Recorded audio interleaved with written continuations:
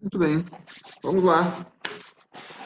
Nós temos e paramos na página 27 e 28, hora de estudo, aqueles 6 exercícios da nossa aula passada. Mas, como é que vocês estão? Animados para o feriadão? Show de bola, isso é importante. Muito bom. A Isa nem oferece. Nessa, a gente adora perder a aula de matemática em inglês. Perfeito. Você quer, Sor, torrada com texto mais seco? É claro que Ai, eu que quero. chique, meu Deus. Vou passar pra você aí, Ah, Tó. obrigado. Nada. Pessoas, eu não sei se vocês conseguiram fazer, finalizar. E aí, como que está essa questão?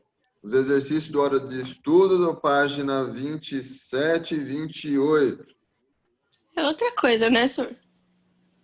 Fizeram? Não? Não, senhor. Então, vamos lá. 27 e 28, 6 exercícios para corrigirmos together. Uns minutinhos para vocês, então, porque então alguns talvez fizeram, outros já confirmaram que não.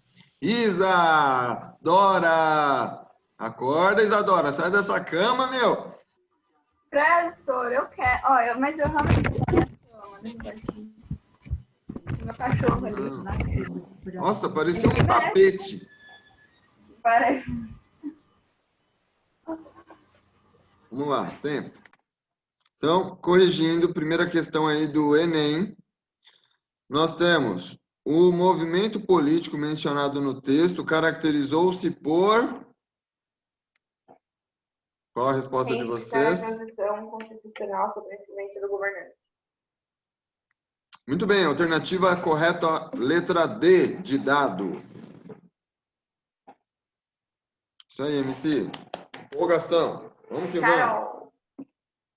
Não, a MC que vibrou ali. Você Exatamente, que... todo mundo animado, senhor. É, Todo então, mundo isso muito aí. animado com 2 aulas seguidas de história e. Muito animado, e senhor. filosofia. Filosofia, Exatamente, história, exatamente. incrível, hein? Olha, melhor dia da semana, Nossa adorei. senhora. Próxima questão, número 2, também do Enem. Com base nas informações do texto em aspectos relevantes da história brasileira entre 1954, quando ocorreu o suicídio de Vargas, em grande medida devido à pressão política exercida pelo próprio Lacerda, e 1964, quando um golpe de Estado interrompe a trajetória democrática do país, conclui-se que... Brasileiro Kubitschek na presidência da República sofreu vigorosa oposição de Carlos Lacerda contra quem procurou um dia. Correto. Alternativa E, de elefante. Muito bem. Agora, da Estadual de São Paulo. 3. A construção de Brasília durante o governo de JK, de 1956 a 1961, teve entre suas motivações oficiais A, B, C, D ou E? B. B de bola, estimular a ocupação do interior do país, evitando a concentração das atividades econômicas em áreas litorâneas. 4.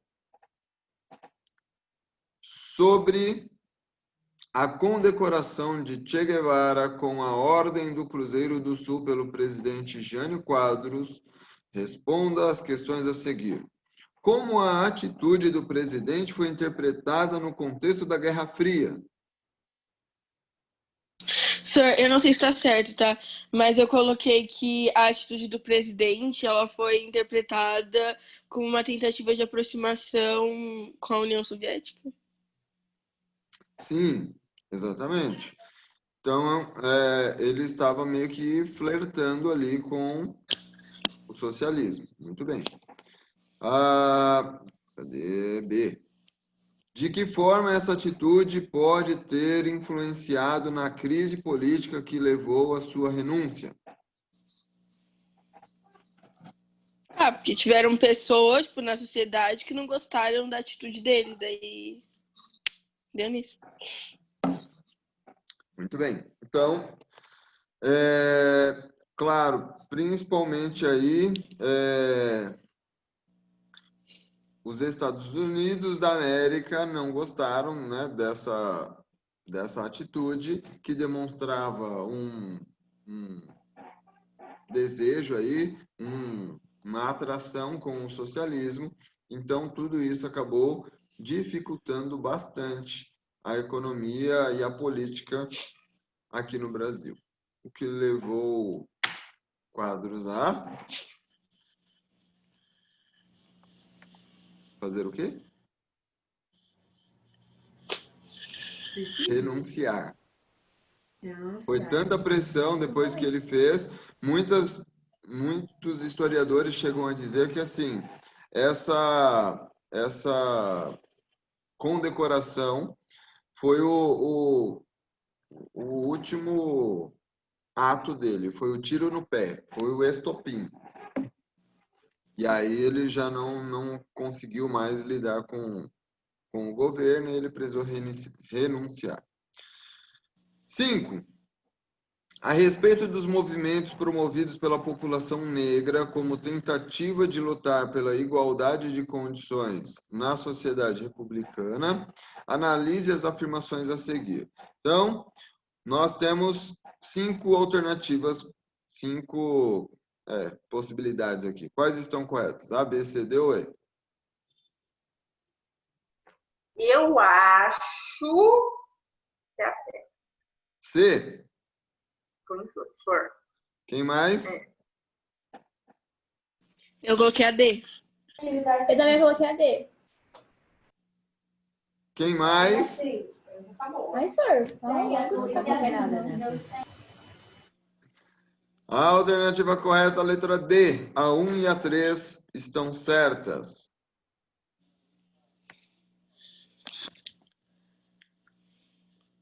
Bonita, é nóis. É nóis.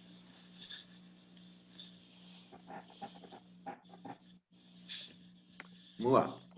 A 6. Demarcação do Parque Indígena do Xingu de fato protegeu os indígenas que lá habitavam da violência praticada por outros grupos não indígenas? Sim ou não? Eu coloquei que sim, porque, tipo, assim como os negros e outros grupos, eles também sofrem muito preconceito. Daí, tipo, depois que demarcaram o parque, como diz no enunciado, eles ficaram protegidos de, não só do preconceito, né? Porque preconceito tem em todo lugar, mas, tipo, da violência que veio junto com esse preconceito. Então você acredita que essa demarcação funcionou, protegeu os índios? Uhum. Acho que assim, não completamente, porque eles continuam, como eu falei, assim como negros e outros grupos, sofrendo preconceito.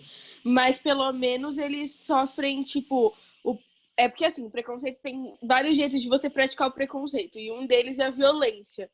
E daí, pelo menos, essa parte da violência, eu acho que eles ficaram protegidos um pouco, pelo menos, né? Tá. Que precisa ficar claro é que, na verdade, não. Muito embora o seu Não? raciocínio esteja coerente, mas não. Protegeu, sim, os indígenas, mas isso não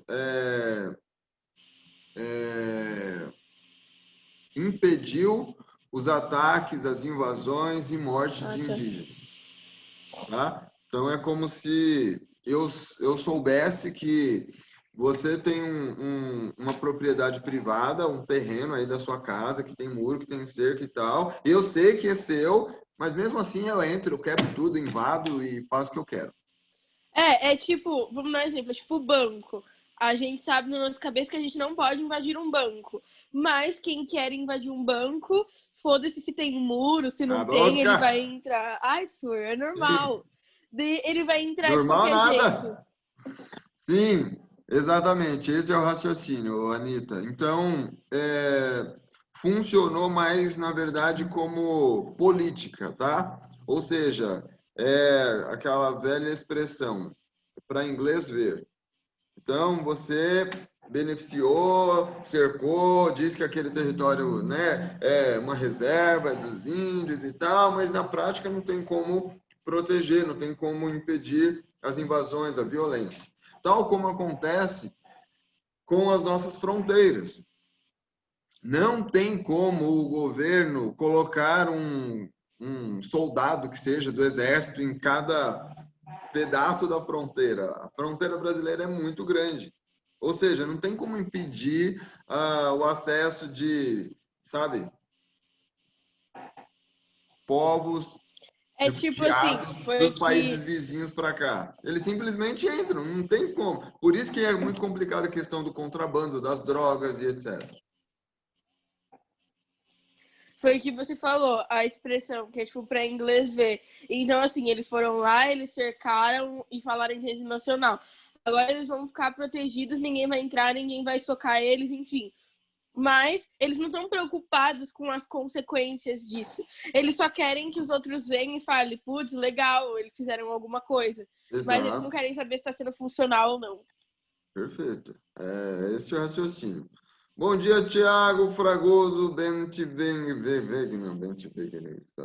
Chique demais o nome. Ele entrou e saiu. Parabéns para ele.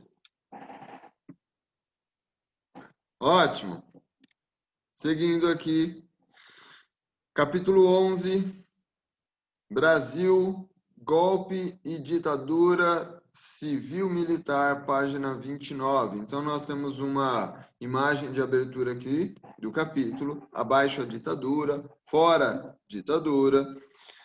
Nós temos, a imagem nos mostra um ato de contestação ao governo civil-militar que se manteve no Brasil durante as décadas de 60 a 80. No capítulo 9, estudamos governos ditatoriais que se instalaram na América Latina durante esse período. Vamos relembrar em que consiste uma ditadura?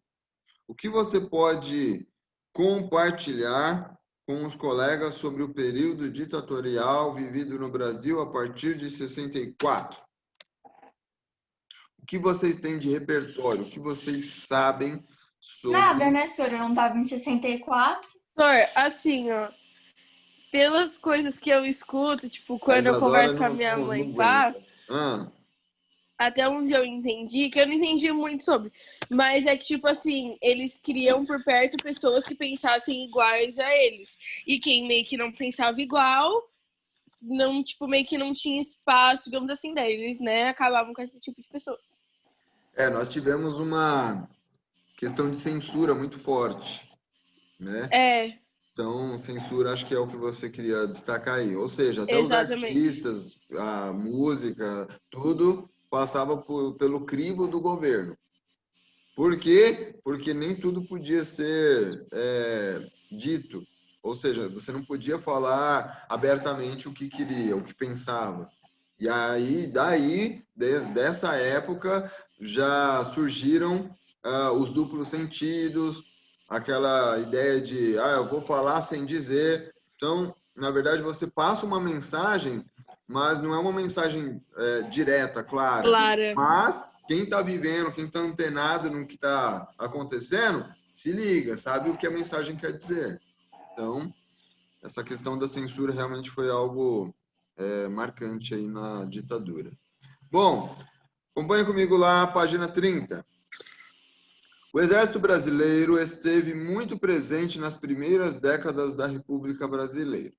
Durante o Estado Novo, de 37 a 45, Getúlio Vargas fortaleceu essa instituição com a nomeação de militares para cargos de chefia. Dessa forma, tornou possível aos militares brasileiros tomarem o poder quando políticos simpatizantes da esquerda estavam no comando do país. Isso colocou fim ao período de nossa república, denominado populismo, em 1964. A partir daí, o Brasil viveu 2 décadas sob o regime militar. Então, nós temos um Organize as Ideias da página 30. Vamos lá. E aí a gente já verifica. A correção. Organize as Ideias, página 30. Sobre os presidentes que governaram durante o período populista de nossa República, de 1946 a 1964, relacione-os aos principais acontecimentos de seus governos.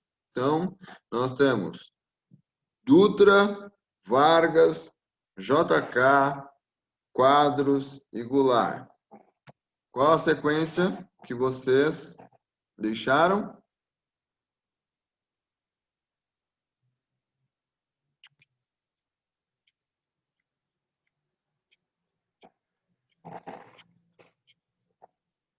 Alô?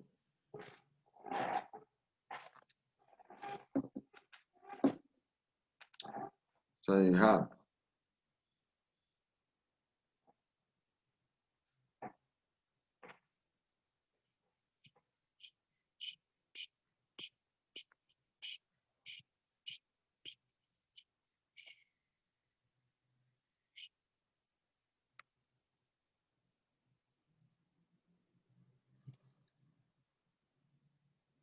Fala, MC. Qual a sequência que você colocou? Eu não sei a sequência. É o quê? Tipo, eu lembro de pouca coisa.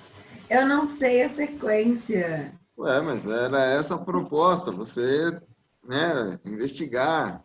A proposta era saber. Como ficou a sua aí? A minha? É, sua sequência. Os Você presidentes. vai amar falar que tá errado. Vamos lá. Tá, calma. Ficou 1, 5, 4, 3, 2, porque eu não sabia quem é que se suicidou, eu não lembrava. Tá. Não está correto. Tudo errado, eu sabia. Quem mais?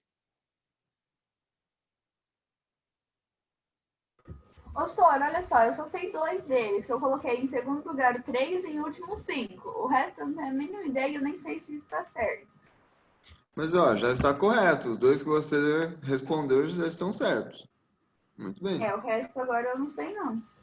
Então, vamos lá, pessoas. Ficou 4, 3, 1, 2, 5. Ah, Rafa acertou. Por que você não disse, Rafa? Eu não confio no meu taco, senhor. Ah, meu Deus do céu. Não brinca assim não, gente. Autoestima é tudo nessa vida. Rafaela, se você não confia no seu taco, imagina o meu taco, ele nem existe mais.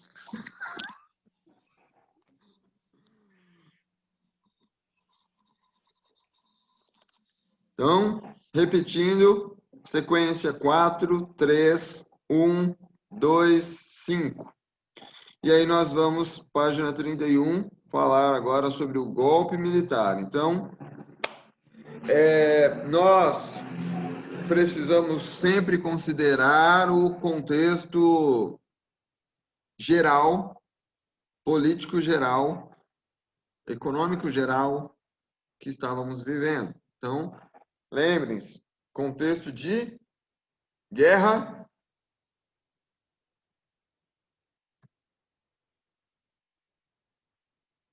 fria. 2 blocos, capitalismo, socialismo. Quadros deu um tiro no pé quando ele condecorou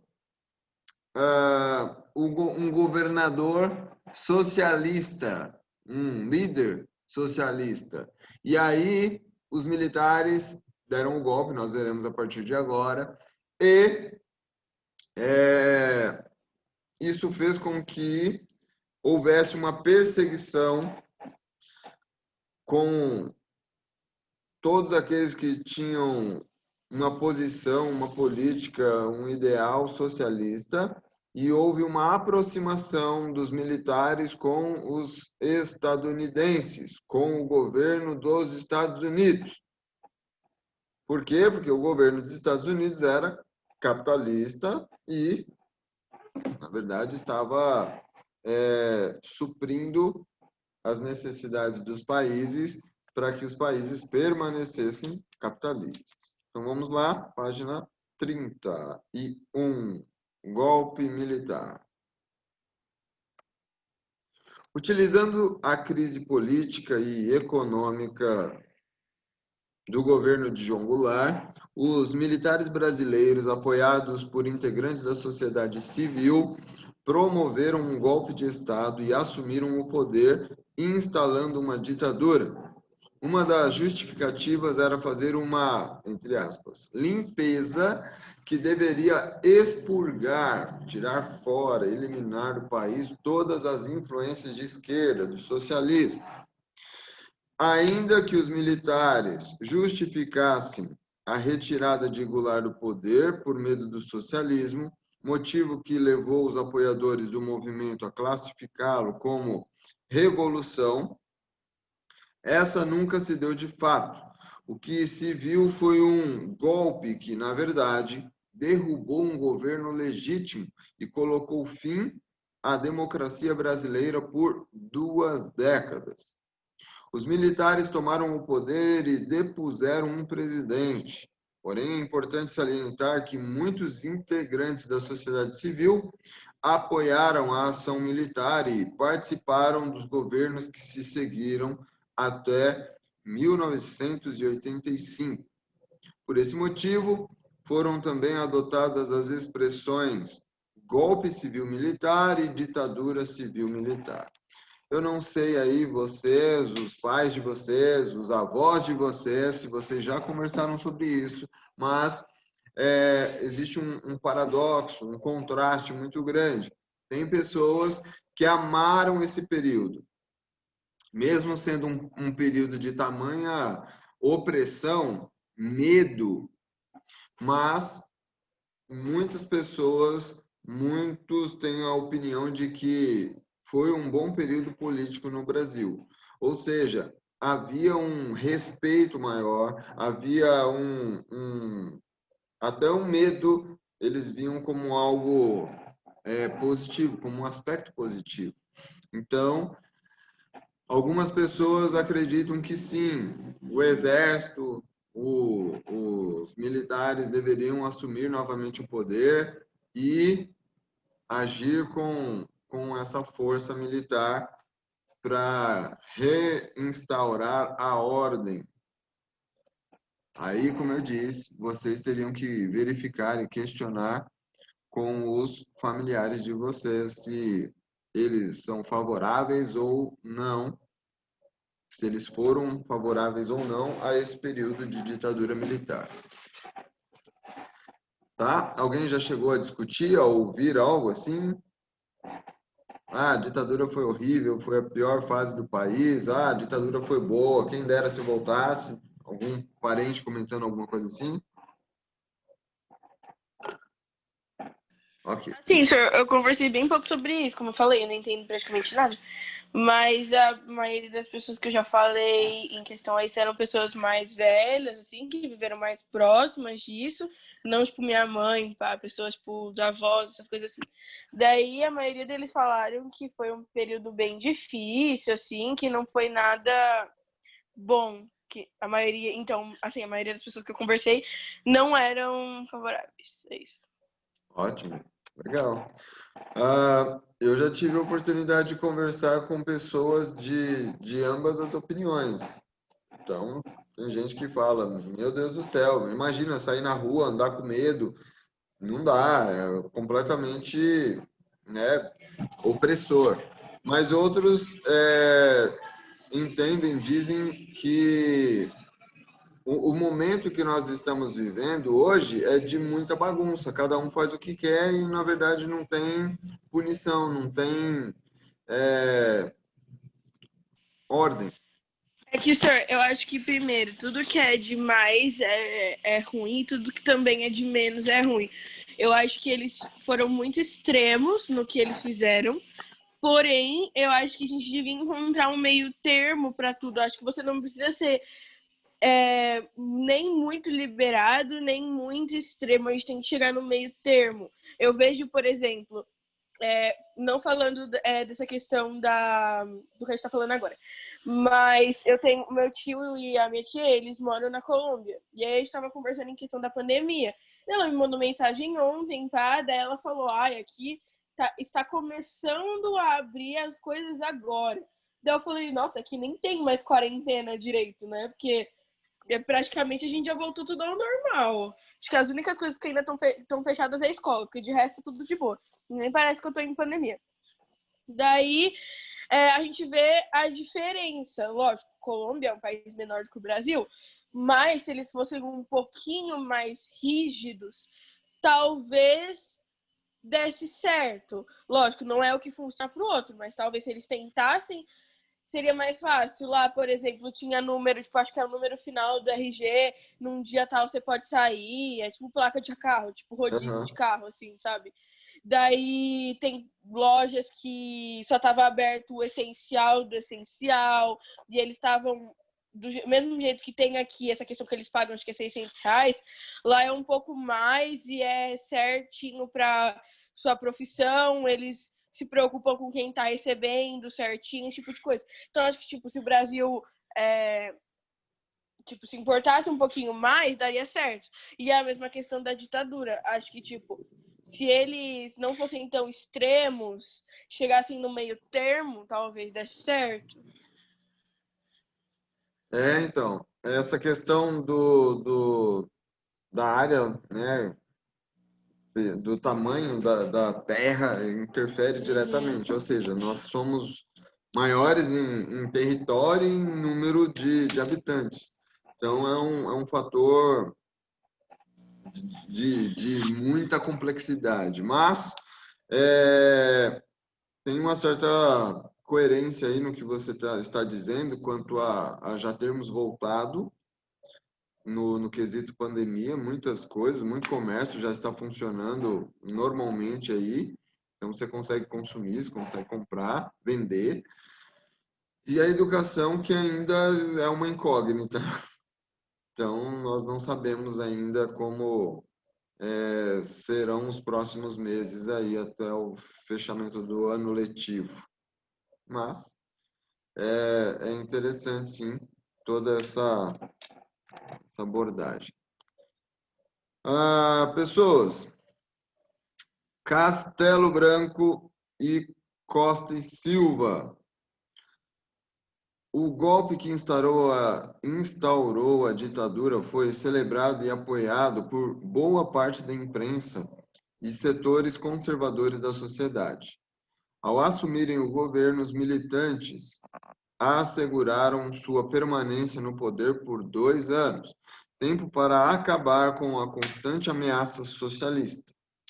Após esse prazo, seriam convocadas eleições democráticas para a escolha do próximo presidente, o que não aconteceu. O primeiro presidente foi o Marechal Humberto de Alencar Castelo Branco, militar considerado moderado em relação aos linhas duras, grupo do exército que defendia medidas repressivas contra os inimigos do regime.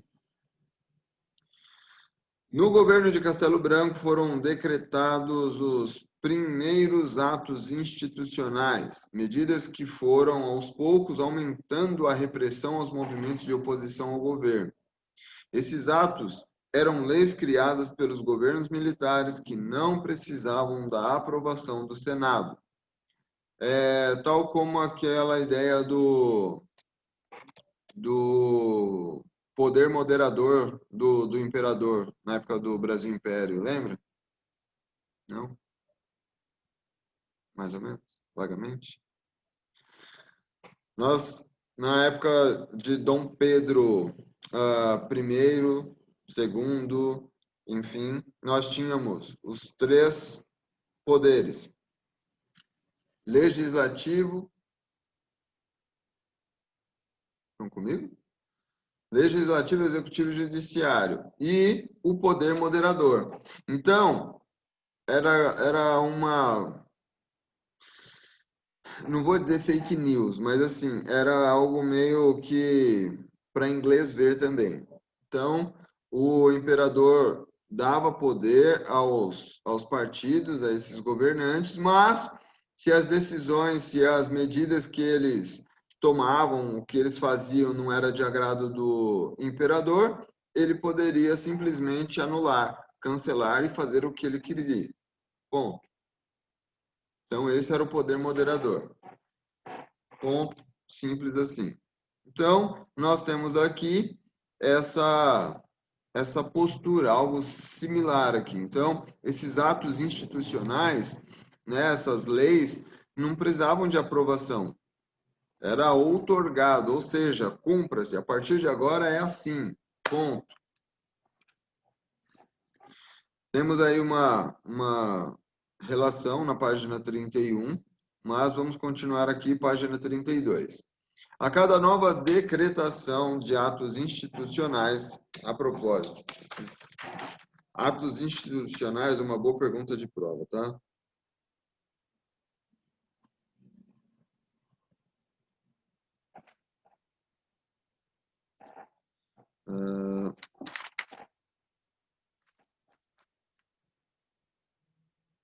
E da página 31.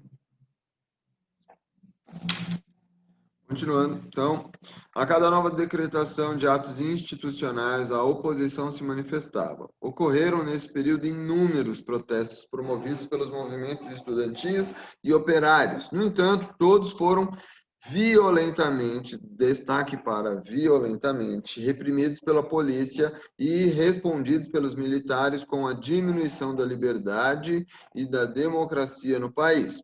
Nesse período, foi assinado o acordo entre o MEC, o Ministério da Educação, e a Agência dos Estados Unidos para o Desenvolvimento Internacional. O objetivo era reestruturar a educação brasileira para a formação de mão de obra operária destinada às indústrias estadunidenses aqui instaladas. Esse foi um dos principais motivos de manifestações dos movimentos estudantis. Nesse contexto, o mandato de Castelo Branco, que deveria se estender até 65, acabou prorrogado até 67, em nome da segurança nacional. Em março desse mesmo ano, começou a vigorar uma nova Constituição que concentrava os poderes nas mãos do presidente.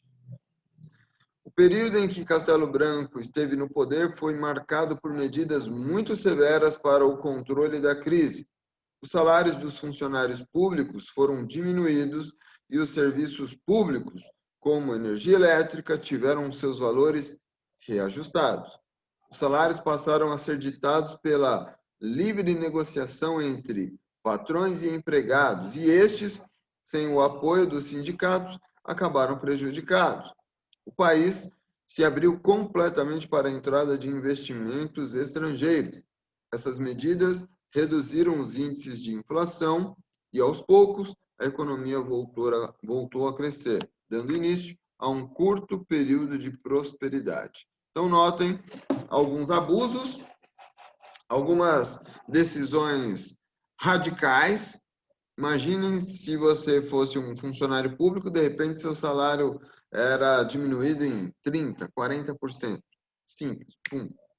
A partir de agora, você e seu patrão podem negociar livremente o salário. Ou seja, você recebe 5.000 e aí o patrão fala, olha, a partir de agora eu vou te pagar 3. E aí o governo não tem interferência, o sindicato não tem voz. Então, ou você continua trabalhando pelos 3, ou você sai fora e ele arruma outra pessoa para trabalhar pelos 3.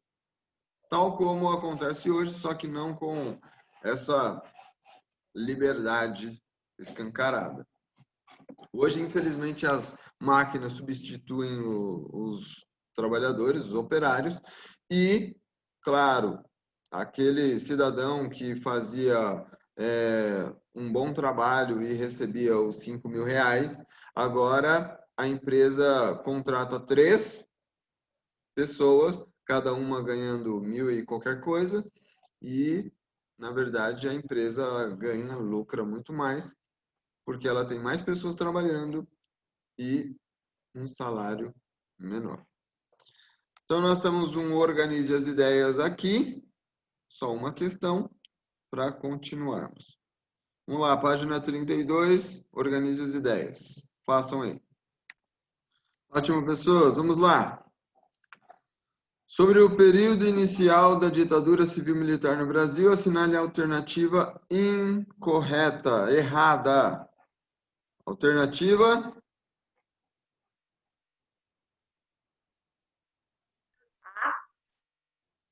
Não. C? Eu coloquei a D, senhor. Não.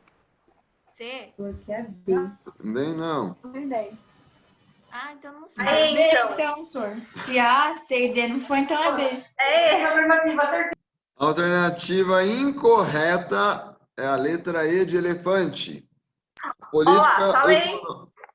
A política econômica colocada em prática favoreceu os trabalhadores por meio da adoção de medidas populistas e paternalistas. Isso não aconteceu, isso está errado. Não teve nada de popular, não teve nada de benefício para o povo, não teve nada de paternidade. Beleza? Show. Seguindo. Então, nós temos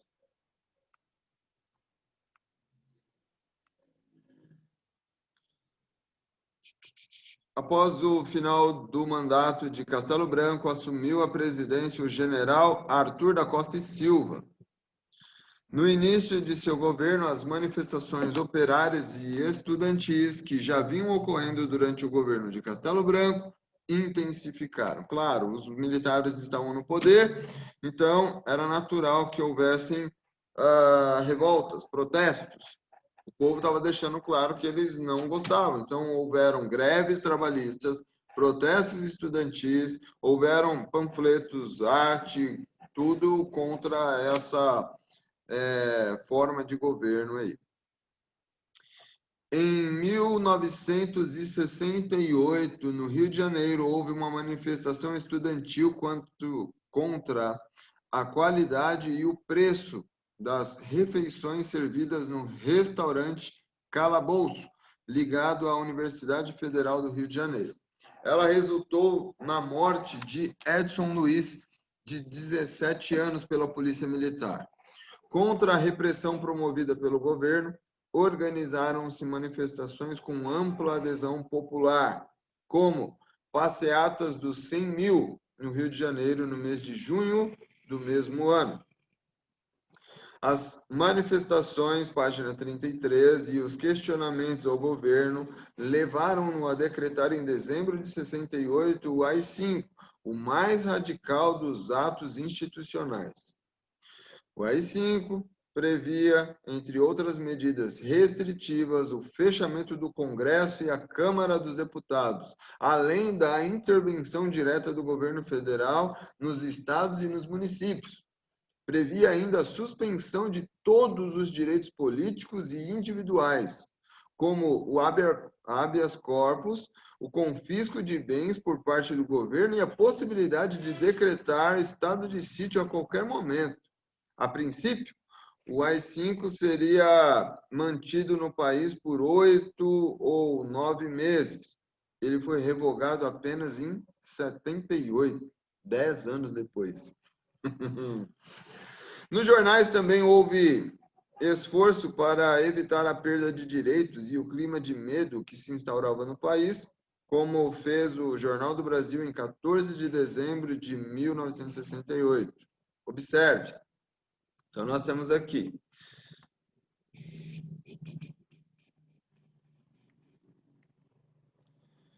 Mesmo no calor de dezembro, a previsão do tempo do jornal dizia: tempo negro, temperatura sufocante, o ar está irrespirável, o país está sendo varrido por fortes ventos. No alto da página, outro texto que causa estranhamento. Ontem foi o Dia dos Cegos, em alusão à aprovação e imposição do AI-5 no país. Então, notem essas mensagens. A imagem da capa mostra o presidente Costa e Silva na entrega das espadas aos novos guardas-marinha, em uma posição que sugere que ele vai cair. Então, sempre mensagens não subliminares, mas com duplo sentido, sempre falando sem dizer. Nós temos a definição de habeas corpus aí no final da página 33. É o documento por meio do qual um preso não condenado ou indivíduo acusado de um crime, mas não pego em flagrante ou réu primário, pode solicitar o direito de responder ao processo em liberdade. Beleza? Beleza. Deixa eu atualizar a chamada aqui. Vamos lá, pessoas. Nós temos aqui verdadeiro e falso. Sor, Oi? posso ir no meu próprio banheiro? Pode. Obrigada. Ó, nós temos então aqui verdadeiro e falso. Fala, Carol. Para de começar a unha. Oi, Sor, querido. E aí? Então, eu acho que é verdadeira a primeira. Só acho. Errou! Tá? Com certeza. Ah, sabia, né? Se eu acertar, seria uma novidade. A segunda. É falsa. Errou! Ah, Sor! A terceira. É falsa. Pra mim, eu coloquei falsa. Errou! Ô, Sor! A última, vai, A última Carol. tem que ser falsa. Fala o contrário. A última é falsa. Ah, menos mal, né, Sor? Então a sequência ficou falso, verdadeiro, Falso, verdadeiro e falso. falso. Ah, Sor, não gostei disso, não. Muito bem, acontece. Então nós Se fosse uma prova, ficaremos... já estaria lascada, Sor. Oi? Se fosse prova, estaria lascada já. Nós temos então... paramos aqui na página 34.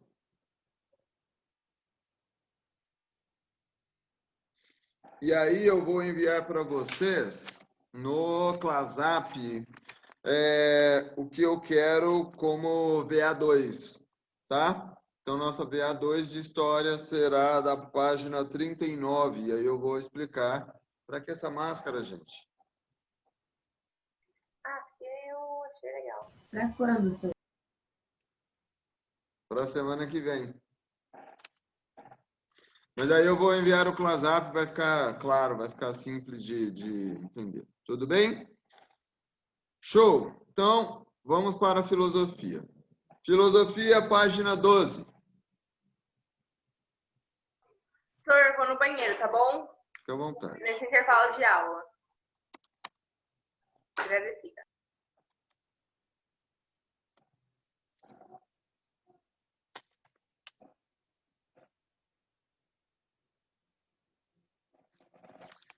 Já vou aproveitar e dizer... Nossa, senhor, ficou pouca gente, né? Então. Já vou aproveitar e dizer que vou enviar no ClassApp também a nossa VA2 de filosofia. Ok. VA2? Vai ser tudo pra semana que vem, senhor? VA2, sim. Não necessariamente, mas eu já estou passando. Eu vou colocar a data de entrega. Beleza. Beleza? E aí, será... Sor, Oi? peraí. É só para deixar claro. Na história, na matéria, história, a gente já fez VA1? Já fez, né? Aham. E T1 também. De história, sim. Só falta VA2, Sim. Putz, que você vai passar agora. Filosofia, a gente já fez VA1 também. VA1. T1 não. Né? Filosofia Tá, não. então falta VA2 T1. Sim. É só pra mim saber o que eu tenho que entregar ainda, né? Porque eu fico toda Ô, perdida. senhor, Não, mas sobre por isso que eu T1, vou enviar o já não pode ClassApp. mais entregar o T1, né? Oi, De MC. história. De história. O T1 de história. O que tem? Já não pode mais entregar. Eu sugiro que você entregue. É porque eu sou uma pamonha e eu não li, e aí eu não fiz. Você é feita de milho. Vamos lá. Nós temos então o seguinte, não valerá a mesma coisa, mas eu te aconselho a entregar, porque mesmo que sejam alguns pontinhos, mas isso pode te ajudar e te poupar de uma recuperação no final do bimestre. Entendeu? Ô, senhor, olha como a pessoa tá dormindo. Meu Deus, gente, parece um tapete esse negócio. Nossa, hoje eu tava vendo uma live esses dias e alguém falou que tinha um cachorro chamado Lu. E eu falei, será que a Isadora era na live? Mas o nome era outro, então não era Isadora. Então, Bom, vamos lá. Eu tenho um aluno que tem uma cadela que se chama Cíntia. Cíntia? Cara, É o nome da minha mãe. Sor, eu adorei, eu adorei. O senhor sabe o nome da minha cachorra? É Meleca. Meleca. Melhor de todos. Meleca. Justo, coerente. Agora, Cíntia. Ai, senhor, eu adorei. Senhor, a Cíntia, cachorra do nome Thiago de chama gente, Mônica. né? Tá vendo? Bom, Mas eu achei legal. a importância das questões socioambientais. Nós já começamos, então, com destaque para uma pergunta de prova aqui, tá? Vamos lá. Com as reflexões do capítulo, talvez você já tenha percebido como as relações entre ser humano, tecnologia, meio ambiente e sociedade são importantes e complexas. Importantes e complexas. E aí você vai ter que me explicar, e já está no texto, o porquê importantes e o porquê complexas. Então vamos lá. Importantes porque todos estão envolvidos, existe uma grande interação e nessas relações desenvolvem-se os processos que nos influenciam, que podem gerar dependência e oportunidade para as pessoas. Tudo aquilo que a gente já falou sobre a tecnologia, que muitas vezes nos aprisiona e muitas vezes nos liberta, facilita a nossa vida. Complexa por quê?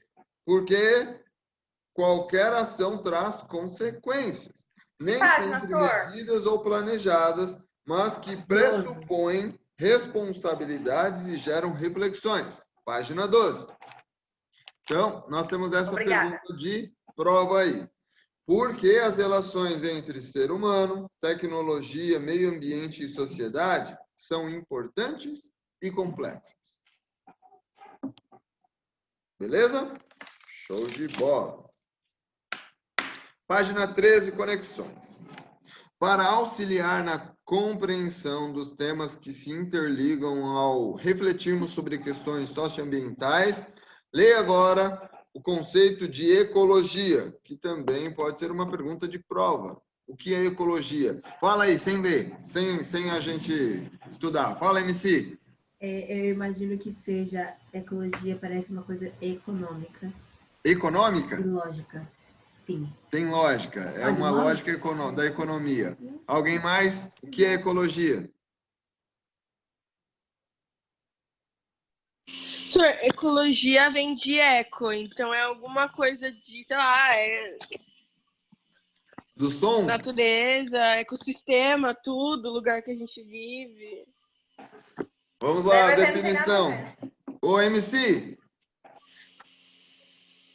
Olá.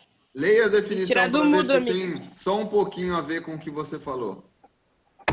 Eu acabei de ler, não tem como. Vamos lá. O termo ecologia evoca duas realidades distintas, embora conectadas entre si. A disciplina científica que, dentro das ciências biológicas, estuda os ecossistemas naturais e as suas complexas interações. O movimento social que defende uma relação entre o meio físico e a ação humana fundamentada no diálogo e no respeito para com a natureza, denunciando os problemas ambientais derivados de uma política de consumo de energia e de recursos, que põe em risco a existência da vida no planeta. E aí, MC, tem a ver com Maria Clara e lógica que você falou? Tudo a ver. Maria Clara, olha que linda você aqui na capa do meu For You. Olha que perfeita. Sor, Maria Clara é muito famosa, ela tá no For You, cara. Eu adoro ter amiga famosa. Quando você começar a ganhar dinheiro, você manda pra cá, tá bom, Maria Clara? Anitta. Oi. What is this for you? For You é tipo pra você, a página tipo de destaque do TikTok. Que a Maria Clara é famosa no TikTok. Ah, é, minha MC? Não sou, só já tenho isso. É a Maria Clara e a Sofia. Toda vez que eu abro meu For You, tem a Maria Clara ou tem a Sofia. Sempre uma das duas. Beleza. Então, ética e cidadania. A fim de ampliar seus pensamentos sobre a ecologia, apresentamos um cartaz do designer e artista brasileiro Ale Trautmann. Meu inglês é muito refinado. Então vamos lá. Composto de imagem e texto sob o título Interdependência ou Morte. Por meio desse cartaz, você poderá conhecer um novo conceito relacionado à ecologia e às garantias para a continuidade da vida na Terra, a sustentabilidade. Então, vamos analisar seguindo as etapas indicadas. Vamos por partes. Luiz, Felipe.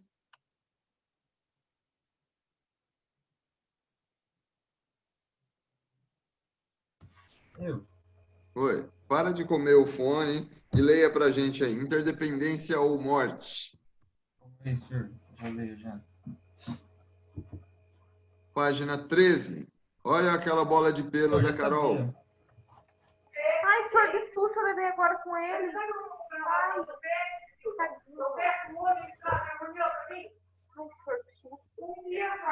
Interdependência ou morte, atender às necessidades do presente sem comprometer as possibilidades de as futuras gerações atenderem às suas próprias necessidades. Essa é uma das definições mais abrangentes de sustentabilidade. Para ser sustentável, qualquer empreendimento humano deve ser ecologicamente correto, economicamente viável, socialmente justo e culturalmente aceito.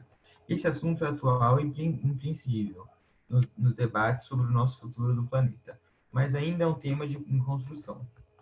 Há muito que aprender a respeito, mas já sabemos que tem a ver com hábitos de nosso cotidiano, desde o estilo de vida e consumo de cada um de nós, até a forma de que lidamos ou deixamos de lidar com o lixo que produzimos. Tem a ver com a maneira como usamos recursos e energias disponíveis. Tem muito a ver com a nossa atitude em cada momento de nossas vidas. Em resumo, para salvar o planeta, precisaremos aprender a salvar nós mesmos. Luiz, por favor, descreva para mim o que você enxerga aí no cartaz. Eu enxergo uma árvore, né? Uma Com os árvore. digitais e nota fiscal. Nota fiscal não, Código de barras. código de barra. O que mais? Um arame farpado, uma Sim, pessoa presa no arame. sim. E só. E interdependência ou morte, uma gaivota. Tem um pássaro ali. Muito bem. O que Não é mais? gaivota, é. Só isso, né? A copa da árvore é formada por... Digitais. E lá em cima tem mais pássaros, certo? Pássaros. Então, essa é a imagem e ela é, à primeira vista, muito simples, mas a partir desse momento que dissecamos, que analisamos aí, ela ganha uma projeção que é muito legal, muito interessante. Então, o que esses elementos simbolizam aí para vocês? O homem ali, o arame farpado, o que tudo isso tem a ver?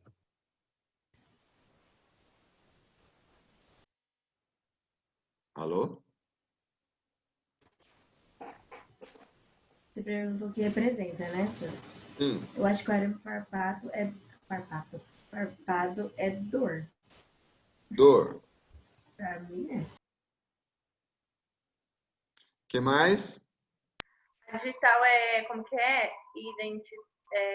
Reconhecimento, identificação, sei lá. Tudo bem. Identidade? Olha a Isadorinha. Tudo bem, Isadorinha? Leva o tapete para lá, Isadorinha. Que bom.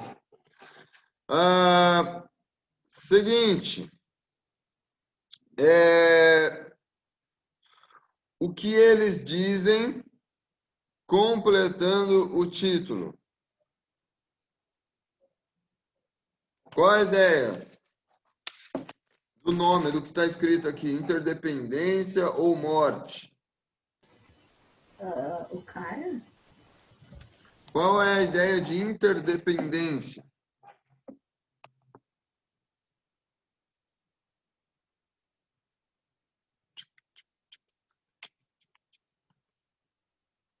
Alô?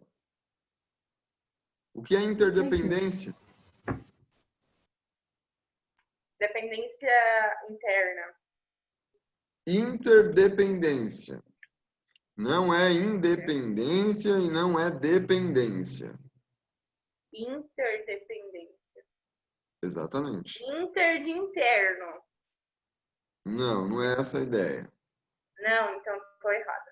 Então é de internacional. Já. Não. A ideia, pessoas, é que nós precisamos, dependemos uns dos outros. Ou viveremos assim, dependentes uns dos outros, nos ajudando mutuamente, ou morreremos. Interdependência ou morte. Essa é a mensagem do cartaz. E aí essas mensagens, esses elementos, acabam destacando e valorizando essa ideia. Fala, Rafa. Nós todos aqui somos interdependentes dos nossos pais, né, senhor? Certamente. Certamente. E nós aqui também. Essa nossa relação. Eu estou como professor nesse momento. Vocês estão como alunos. Se não houvessem vocês, eu não existiria. Se não houvesse o papel do professor, os alunos não aprenderiam? Será? Na verdade, há uma relação aqui. Então, só existe o professor num contexto de colégio, de ensino, de escola, porque existem os alunos. É uma lei de oferta, da demanda, da procura, certo? Simples assim. Vamos lá. Isa. Mendonça. Você estava esperando, né? Oi. O que foi, senhor? Nos ajude com a leitura aí da página 14, vai. Conexões. Com conexões? Tá.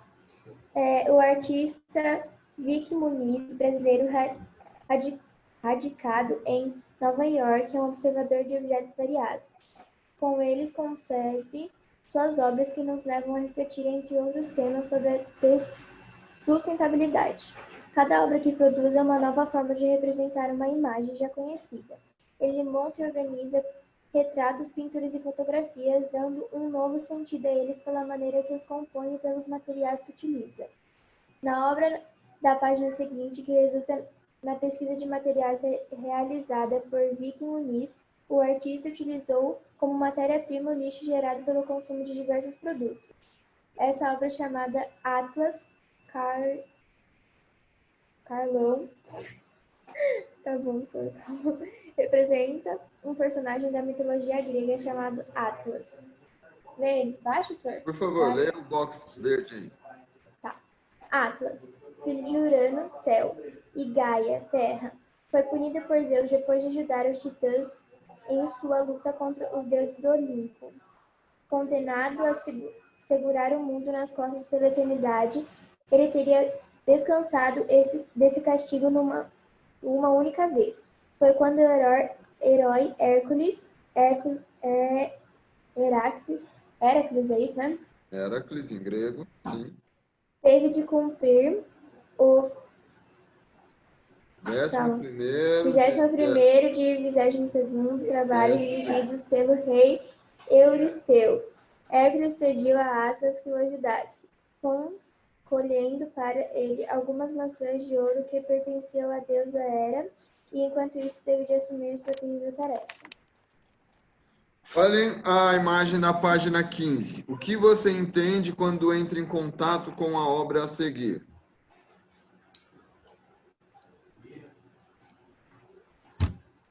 Eu tô querendo responder? Não necessariamente. Então tá bom. Mas você já leu a descrição. Então, qual é a ideia? O que está sendo representado aqui?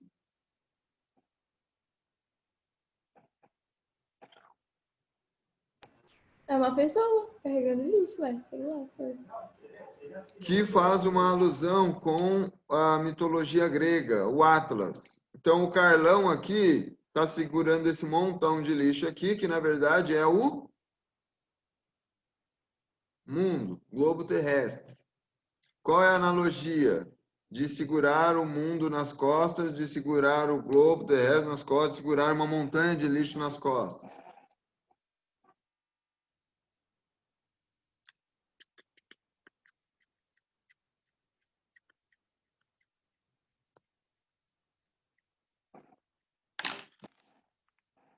Um minuto.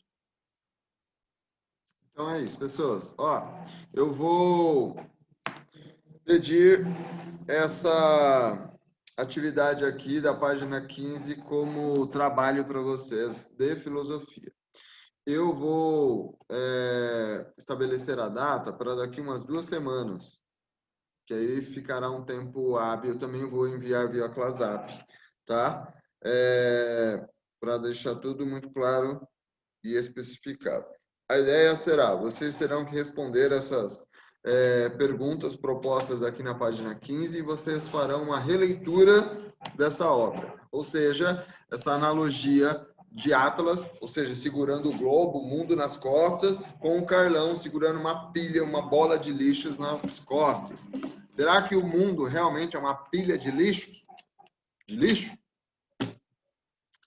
E aí nós temos uma série de possibilidades. A releitura que vocês farão, vocês poderão desenhar, vocês poderão ilustrar com mesa digitalizadora no computador, vocês poderão fazer com os recursos que quiserem, pintura a óleo, enfim, com colagem, recorta das revistas, e aí vocês farão uma releitura no sentido de apresentar nessa releitura o resultado das respostas aqui, da análise que você fez do Atlas com o Carlão. Ou seja... Vai mandar tudo isso no WhatsApp, né? Tudo isso é muita coisa, mas sim. Não, mas você vai explicar no WhatsApp, senhor, porque tipo, não dá pra acordar tudo na cabeça, não. É devagar aí, que eu tento anotar, né? Ok. Então, vocês responderão as perguntas e aí vocês farão uma releitura da conclusão que vocês tiveram, tá? Ou seja, o mundo realmente é uma bola de lixo? Será que nós estamos matando, destruindo o planeta? Será que pessoas que sofrem, algumas pessoas sofrem mais do que as outras? E aí vocês não farão necessariamente um homem segurando um monte de qualquer coisa. De repente vocês terão uma outra interpretação, uma outra análise. Por isso que é uma releitura, não é uma cópia, um plágio. Tudo bem? Então, de repente vocês farão um homem sentado em cima do globo terrestre. Porque essa, de repente, foi a conclusão que vocês chegaram. Isso tem a ver com as respostas que você desenvolveu aqui das perguntas. Tá? Seguiremos assim. Sim, eu vou passar lá no WhatsApp.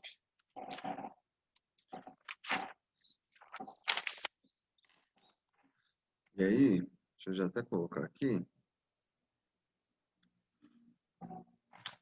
Posso deixar até para entregar dia 18.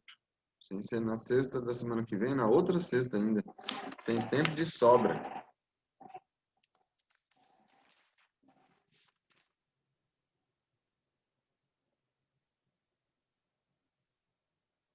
Maravilha. Carol, qual é a sua pegada? Como assim, senhor? Nos ajude na leitura aí, página 15. Ah, tá.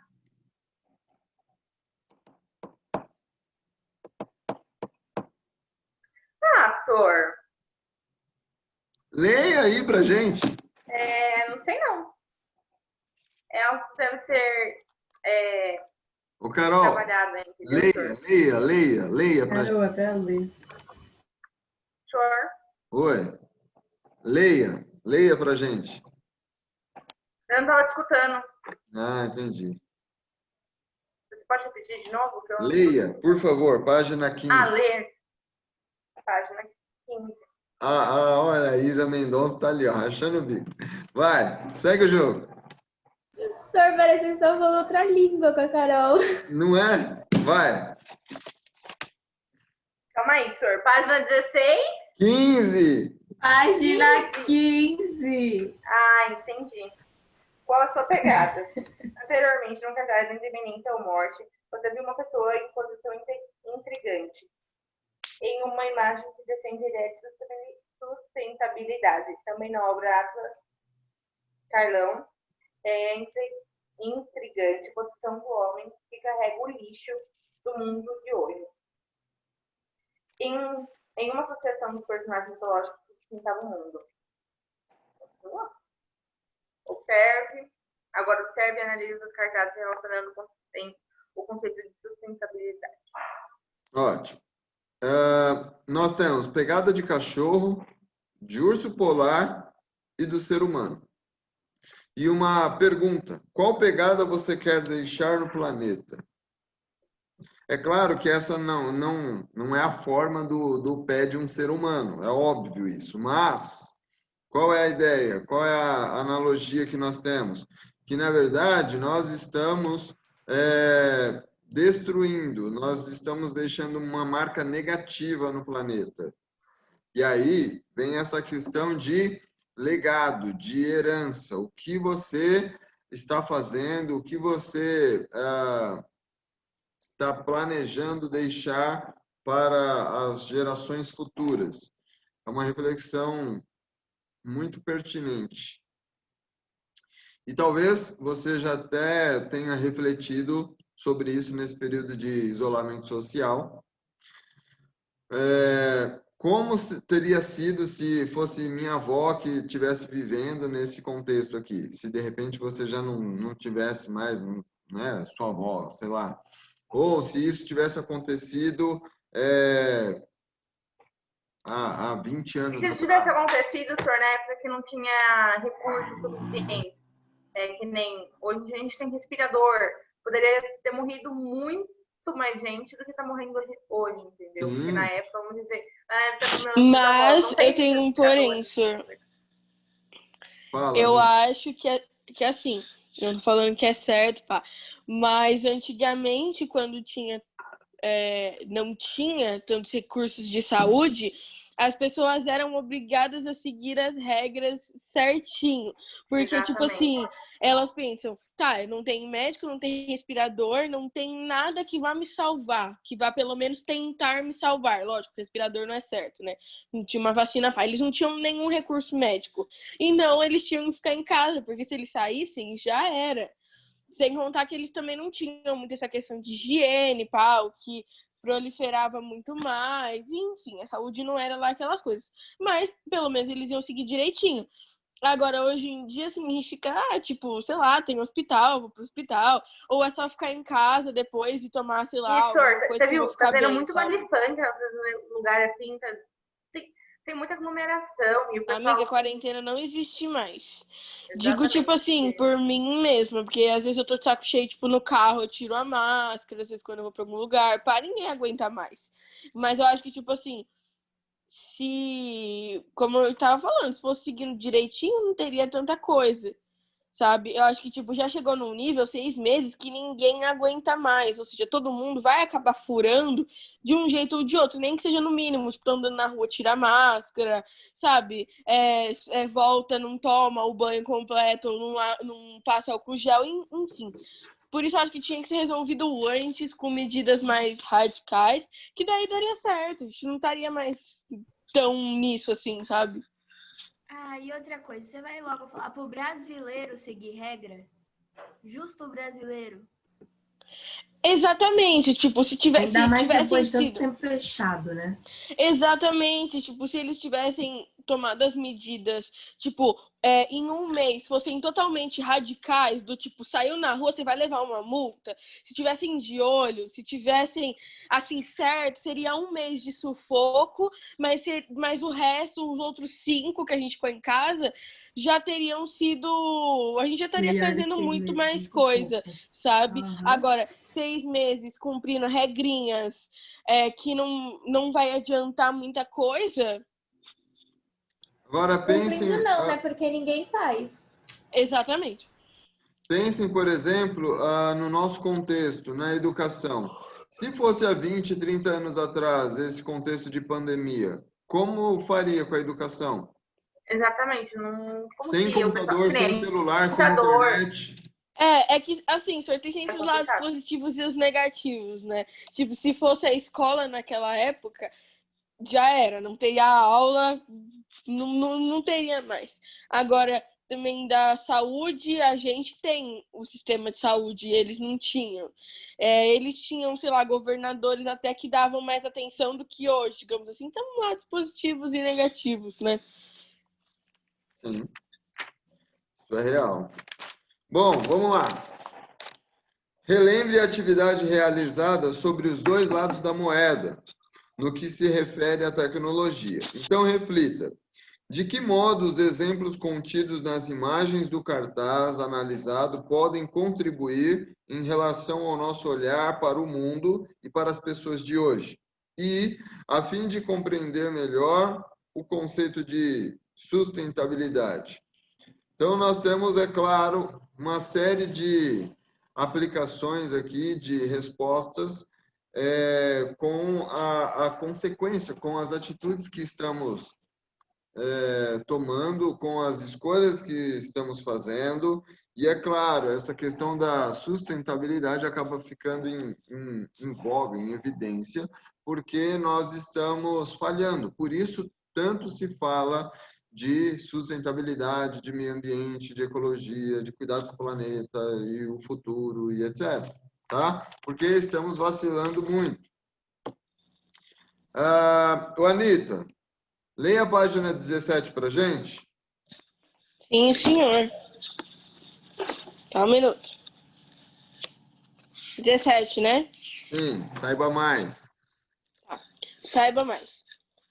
Em toda a trajetória de vida, deixamos marcas ou impactos por onde passamos. A expressão pegada ecológica é usada para se referir a essas marcas ou pegadas deixadas pelo caminho. A pegada ecológica consiste em um cálculo para avaliar o impacto do desconsumo da população humana sobre os recursos naturais. Nesse sentido, leva-se em conta critérios como biodiversidade, urbanização, produção de energia, uso dos oceanos e das terras para a agricultura e a pecuária. Nossa pegada está relacionada com o estilo de vida que levamos. A unidade de medida usada para calcular a pegada ecológica de um país, de uma cidade ou até mesmo de um indivíduo e hectare global é GHA, ou seja, quantos hectares de terra, matas e mar são necessários para manter nosso estilo de vida. Observe no gráfico a seguir os critérios adotados para calcular a pegada ecológica. Lê, senhor? Por favor. Tá. Pegada ecológica. Biodiversidade. Representa a área destinada à preservação da vegetação nativa para o fornecimento de madeira, celulose e etc. Áreas urbanas. Representam áreas destinadas para a infraestrutura das cidades, considerando as construções, os meios de transporte, os recursos hídricos para o abastecimento da população e para a geração de energia elétrica. A área de energia representa a área necessária para absorver o dióxido de carbono produzido em excesso, que é o CO2. Áreas pesqueiras representam áreas dos oceanos usados para pesca e extração de outros produtos marinhos.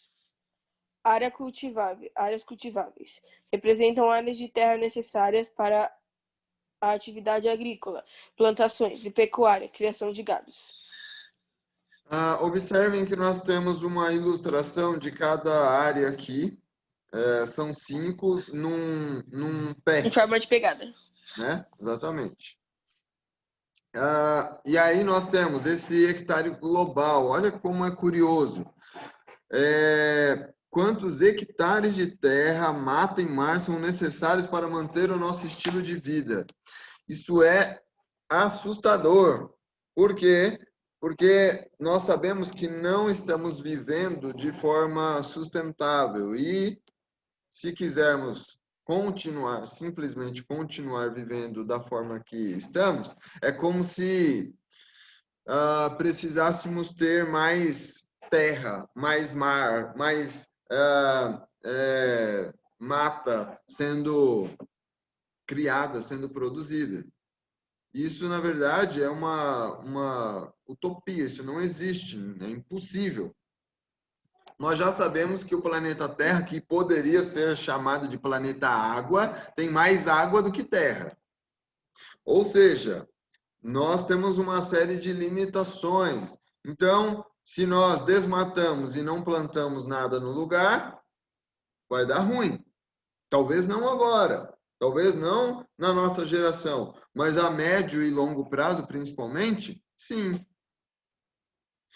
Nós precisamos ter essa mente sustentável, nós precisamos pensar, sim, no futuro do nosso planeta, das próximas gerações, dos nossos filhos, dos nossos parentes e a qualidade de vida que eles terão.